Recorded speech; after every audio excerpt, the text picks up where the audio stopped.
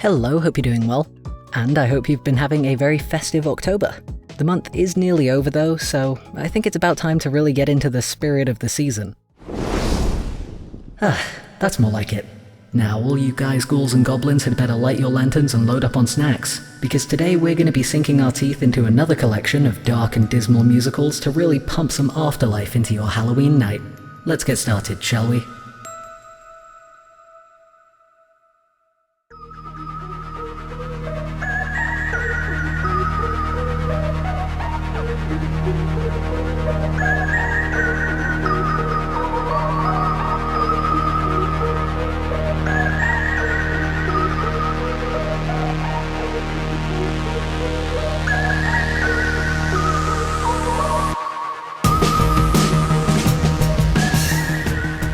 Alright, yeah, welcome once again to this year's Halloween special.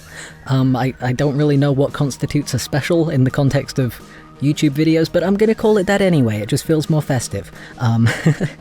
But yeah, before I dive into the bulk of this Halloween special, anyway, if you haven't seen my musical speed paint from last Halloween, I covered a couple of different shows compared to the ones I'm gonna be drawing today.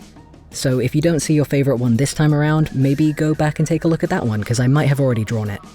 Also, just real quick, while we're on the subject of last year's musical speed paint, I have some fun little things to mention.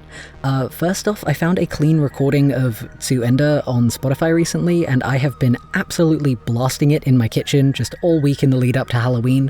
It's been a real great vampiric kind of time. But yeah, I know a lot of you guys kind of ended up checking that song out after last year's speed paint when I was talking about it, so if you maybe also wanted to hear the album version of oughta and perhaps also blast it very loudly in your kitchen, then yeah, just a heads up, it's on Spotify and you can totally go and do that. Also, something else that has had me just absolutely buzzing this week, right now as I'm making this video, I am very, very excited because tomorrow I am going to go and see the UK tour of Heathers. By the time you guys are watching this, I will have already seen it and probably have tweeted about it with a bunch of very emotional emojis, but yeah, no real punchline to this anecdote. I am just really hyped because I haven't seen a live musical in actual years, and because it's the UK tour, it means that my favourite song that I mentioned last year is going to be in the show. And I pretty much already know that, like, I'm gonna hear the first chord of that song and just start crying uncontrollably, but, like, I'm ready for it. I'm excited, it's gonna be a good time, I look forward to getting real snotty about it. Anyway, that's probably enough personal news for the minute, so let's talk about what's actually happening on this canvas right now. I started off last Halloween's video with a Star Kid show, and I figured it'd be nice to kind of follow that trend this time around as well. So what we have here is an illustration of a song from the guy who didn't like musicals. I also realize now that I've kind of gone in a backwards order because I drew something for Black Friday last time around, which this show was actually the precursor to. But let's not worry about all that. So I became a fan of this particular show pretty much right around when it first came out, and it's actually the only one out of all three shows I'm going to be drawing today that I've seen a full performance of. Namely because Star Kid are kind enough to upload the majority of their productions to YouTube. If you haven't heard of it before anyway, The Guy Who Didn't Like Musicals is basically a horror comedy show that parodies this old black and white horror film called Invasion of the Body Snatchers, where everybody in a small town is getting slowly replaced and or possessed by an alien hive mind. I haven't watched the original movie in quite a while, don't quote me on that. But even though I haven't seen the original Invasion of the Body Snatchers movie in quite a while, I did used to be quite a big fan of those old black and white films. So I remember watching The Guy Who Didn't Like Musicals for the first time and just being so hyped to kind of pay attention and look out for all the references and pick out any nods to like the plot of that original movie, especially the ending. If any of you guys are familiar with the, even just the name Invasion of the Body Snatchers, you might be aware that it's got a very iconic ending, and I was really intrigued to kind of see how Star Kid might, you know, either hint at that or like spin it to suit the world of this parody musical that they were making. And yeah, not gonna spoil anything, but I was not disappointed. It was a real fun time. It's probably worth mentioning at this point though that the main difference between that like classic retro horror movie and this very current original Star Kid production is that instead of being replaced by just emotionless clones who are pretty unnerving like in the movie, In The Guy Who Didn't Like Musicals, everybody in the town instead slowly starts behaving as if they are in a musical and singing all the time. And even the characters in the musical itself acknowledge that that does not sound like a very scary premise. Which is fair. It's a comedy musical, they lean into that kind of silly setup, and there are like a lot of laughs to be had, like it's a really funny show. But it still manages to somehow be really dark and creepy in certain places, which is a really cool balance when you're watching it. It also has a soundtrack that is just full top to bottom with a bunch of very catchy songs. Some of them, again, very silly, but again, there are others that are just downright creepy, and it's really fun. And I think even at the mere mention of this show, anybody who's familiar with it might have expected me to be drawing some art for Show-Stopping Number, because appropriately that is kind of the show-stopping number of this musical. Which in itself is completely understandable because that whole song is just terrific and Robert Mannion really ate it up. And initially, that was the plan. That was indeed going to be the song that I was going to draw something for here. But in the end, I really wanted to show some appreciation for... Man, it's not even a full song, it's like the very tail end of a bit of a longer musical number. But there's a bit in the show where some cafe employees are singing like a little jingle about coffee, when suddenly everybody in the cafe starts choking on their drinks, and then the key changes and they all join in on a much darker and more twisted final verse. And I don't know, there's just something about that little 30-second snippet of the show that, whether it's the harmonies in the music, or like the lighting changes and the staging, or just the fact that it's like a really cool turning point in the whole tone of the show, where you're in the audience like, oh, the silly singing people are now canonically dangerous? That can't be good. And you kind of start to feel like you're a bit more on the edge of your seat. But yeah, whether it's because of one or all or more of those factors, somehow this like tiny snippet of music is one of my favorite parts of the show. I guess it just kind of scratches my brain in all the right ways, you know? And somehow, it also ended up being much easier to come up with a composition for than any other song that I considered. Pretty much as soon as I listened to this track again, I got hit with the mental image of one of the main characters, Emma, in the middle of the frame here, with her two crazy-eyed colleagues either side of her, and some cool directional lighting coming from their cup of alien slime. Whenever I do one of these musical speed paints, I do also try to include some lyrics in the artwork itself. So, over top of the characters in this one, I made sure to include space for a speech bubble with some appropriately slimy-looking words from the song. I ended up making use of a lot of copy and pasting and like flipping when it came to inking the two characters on the sides here, because I felt like this was the kind of piece that needed more of a symmetrical look. And it ended up working out really nice, because having them in exactly the same pose like this makes both of them look like they're moving with more of that kind of hive mind energy, which is real fun. I think that's pretty festive. The last step after inking and laying down the flat colors anyway was to fill in all of that tasty directional lighting, which I 100% made up as I went because nobody really knows how that stuff works. And I played around a bit with a bunch of different glow effects until I landed on one which made all of that alien goo look sufficiently alien and gooey. Also, I don't think I got it on camera here, but I did go back when I was done with all of the coloring and stuff because I wasn't quite happy with the speech bubble. So what I did was just give it a bit of a polish, took the line work away in order to give it a bit more of a clean kind of appearance. Anyway, that's this one just about done, so I think I'm going to leave it with my recommendation that you guys should definitely go and check out The Guy Who Didn't Like Musicals, because it's a real fun, crazy kind of show. Which, funnily enough, I think segues us quite nicely into the next show that I wanted to talk about. So, the next musical stepping up to bat today is one that a lot of you mentioned in the comments last time around, and that is Beetlejuice. Not gonna repeat the title, obviously, because I don't want to accidentally invoke him, but yeah, as with all of these, this is a musical that I really enjoy listening to. It's another mainstay of the belting Broadway tunes while I do the washing up playlist. But like I said, both this musical and the next one I'm going to be drawing are...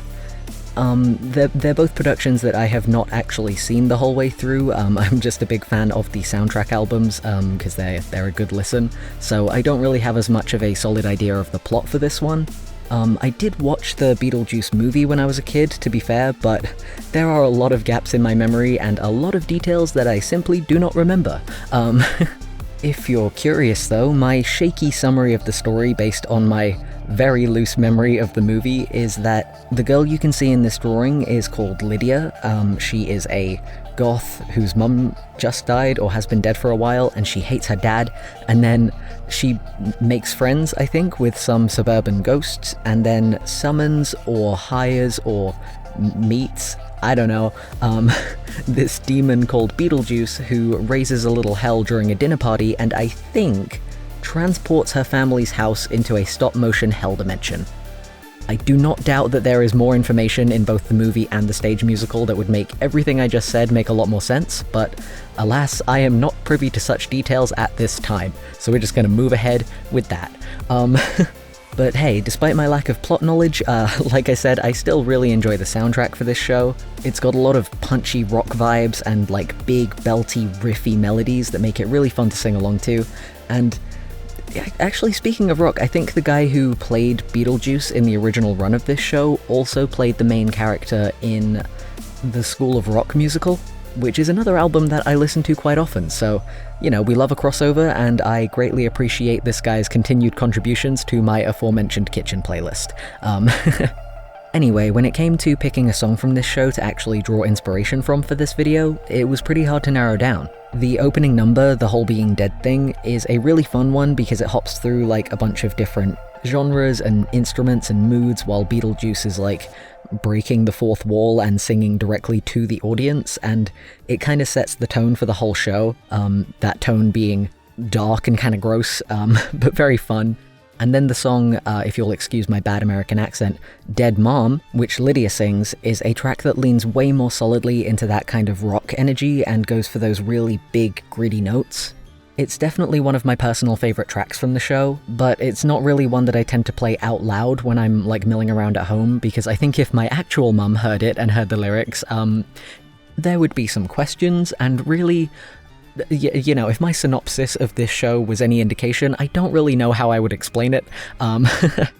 But yeah, in the end, the song I went with was Say My Name, which is mainly a back and forth duet between both Beetlejuice and Lydia, where they're kind of both trying to like haggle and outsmart each other in a bit of devil dealing and mischievous scheming. It's a really fun number as well because as it goes on, it gets more and more lively, and Beetlejuice gets more and more frustrated that Lydia isn't doing what he wants her to, until eventually Lydia turns the tables on Beetlejuice completely and takes the lead. I think there are actually quite a few animatics for this song specifically, just floating around on YouTube by various artists. I definitely recommend going and checking those out because the way that people have animated all of the interactions in this song are like so clever and so funny, and just, yeah, they really add an extra layer to the music. It's real fun. As far as the composition for this specific drawing is concerned anyway though, I knew pretty much right away that I wanted to have both of the characters in a lively, crisscrossing kind of overlapping pose, kind of as if they are midway through a dance or a musical number. And I had a ton of fun doing all of the sketching and the inking and just really trying to define that sense of movement in the poses and the clothes. For the most part, I do always try to be at least as costume accurate as I can with these musical speed paints, so I did a bit of digging and I managed to find a video of this particular song being performed on stage by the original actors, as well as a handful of promotional photos from both the original American production and the Korean production that showed all of their costumes in a bit more detail. Lydia's outfit in particular was really fun to work on, mostly because I just don't really draw feminine characters all that often. Like, even when I do draw female-presenting characters, oftentimes they won't really be in dresses. So yeah, I don't usually get the chance to go all out on like skirts and dresses and stuff like that, but they are so good for conveying the kind of like swoopy motion that I was trying to depict in this one. Because I was working on these in Clip Studio as well, I even got to break out some lace pattern brushes to go in and add a bunch of that extra detailing with.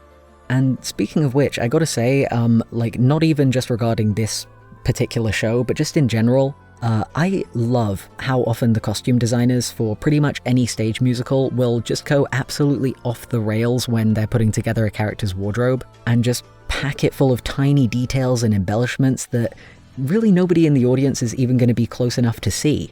And I feel like that phrasing might make it sound like I'm being sarcastic, but like I genuinely mean that. Like, whenever somebody goes all in on their craft like that, it just makes me real happy to see, because it's like, yeah, you crafted that, that's fucking cool. Anyway, that's a bit of a tangent, but yeah, while we're talking details, I really ended up packing a lot more into this one than I thought I would, which meant that it ended up taking the longest time to finish out of any of today's artworks. For one thing, I pasted a snake pattern onto Lydia's tights and sleeves, and I also downloaded a custom brush to add the safety pins to the collar of her dress. I also made use of a multiply layer, potentially multiple multiply layers if I'm remembering correctly, in order to hand draw all of the stripes on Beetlejuice's outfit. Besides all that, during the colouring stage, I tried to keep both characters' palettes clearly distinct from each other so that they wouldn't get mixed up at the points where their poses overlap. For Beetlejuice, I gave everything an undertone of his characteristic neon green, and for Lydia, I took a bit of artistic liberty and gave her highlights with a much more saturated purple tone than anything I could really see her wearing in my reference pictures. In the end though, the amount of dark colours in both of their outfits meant that I did still have to go back and add a white outline around Lydia, which is something that I also had to do entirely by hand because I was very silly and I didn't think that I would need to draw each character in their own layer folder for any reason while I was inking, and yeah, evidently that hubris did come back to bite me, so... Basically, if you want to take any advice from this one, let it be that you should really try to keep all of your bodies organized and filed separately from each other, rather than, you know, stitching them together onto a single layer, because it will definitely save you a lot of trouble down the line. And as a matter of fact, I think that notion is actually going to lead us quite nicely onto the third and final musical of the day. Now, this final show is actually one that I mentioned in passing in last year's Halloween video. Among the likes of musicals that take their cue from classic literature, this is Frankenstein.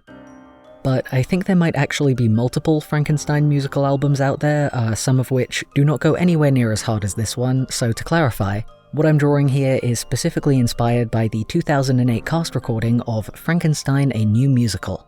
Obviously, there have been a ton of different interpretations of Frankenstein over the years across God knows how many platforms, but the story that this musical follows is based on the original novel by Mary Shelley, rather than any of the, you know, hulking green monster with bolts in the neck kind of versions from various movies, even though nowadays that is the more familiar interpretation. Compared to the other two shows I've drawn in this video as well, which both contain their fair share of comedy, Frankenstein is easily the one with the most serious tone.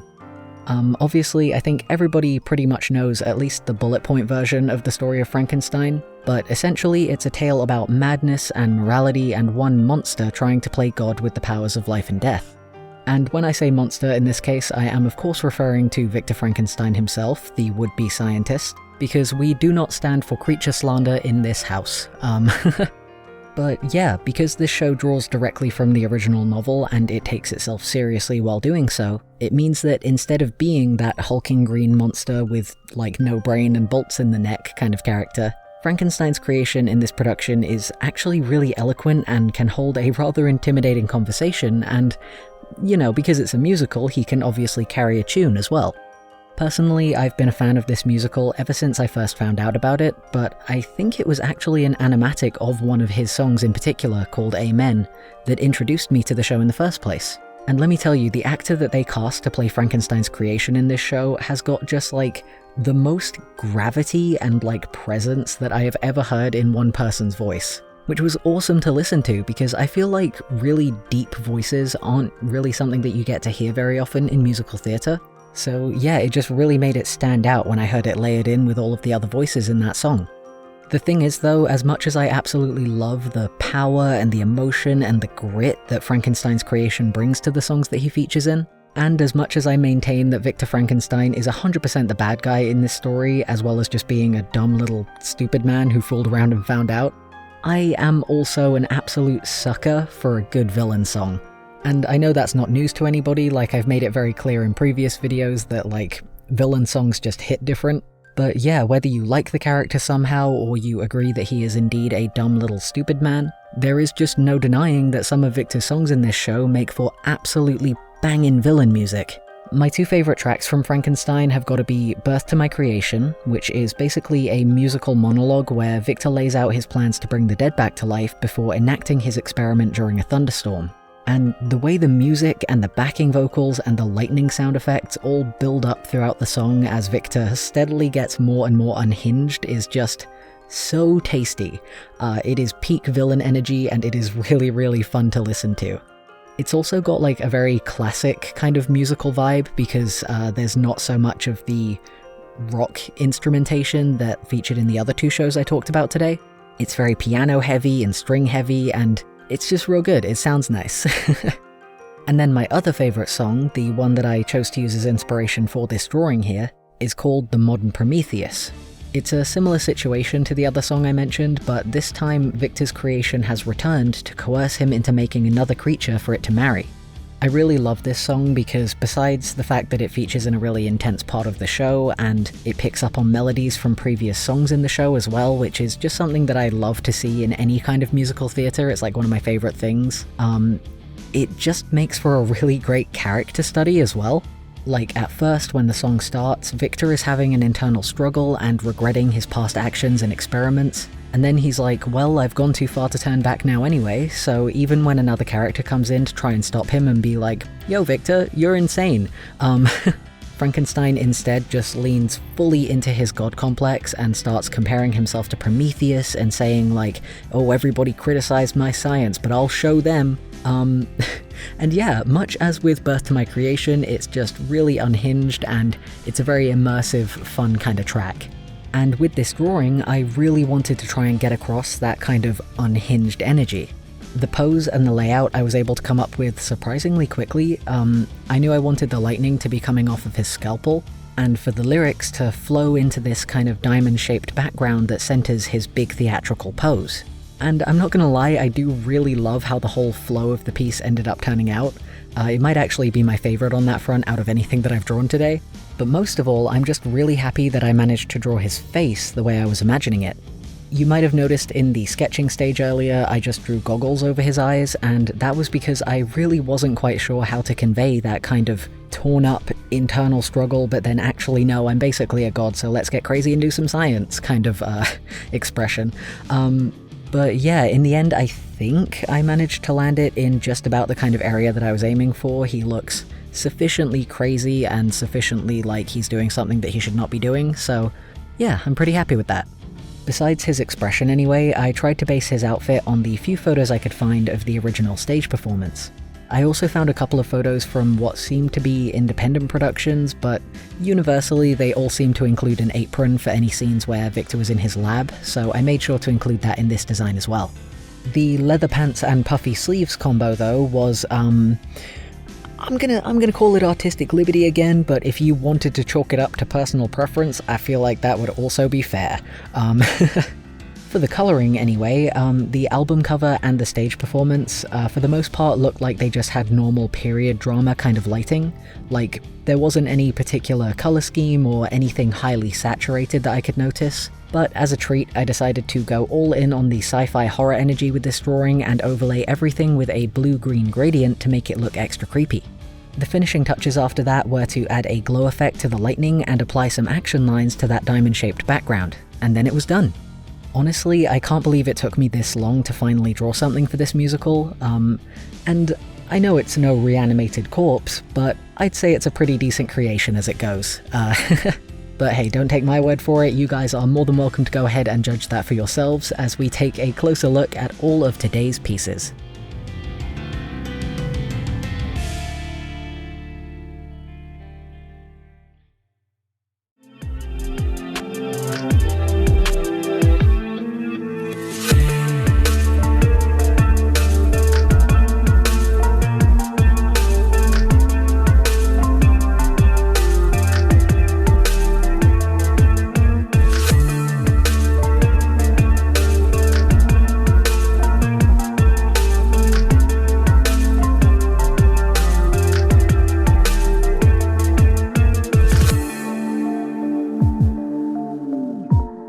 And with that, the curtain closes on another Halloween musical spooktacular.